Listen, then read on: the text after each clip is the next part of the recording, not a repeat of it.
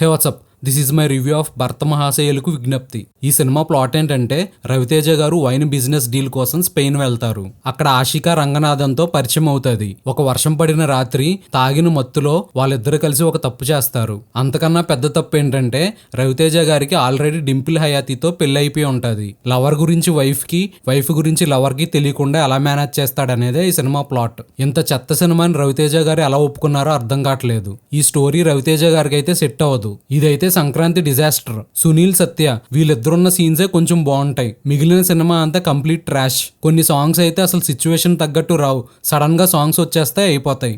రవితేజ గారు కూడా ఒకప్పుడులాగా పర్ఫామ్ చేయట్లేదు. ఆయన రైమింగ్, టైమింగ్ రెండూ తగ్గిపోయాయి. మూవీ టీం చాలా లేజీగా వర్క్ చేశారు.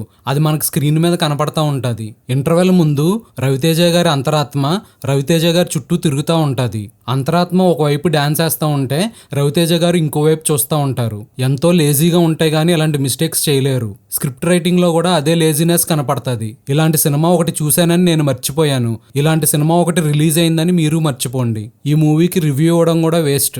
ఫైనల్ గా ఈ సినిమాకి నేను ఇచ్చే రేటింగ్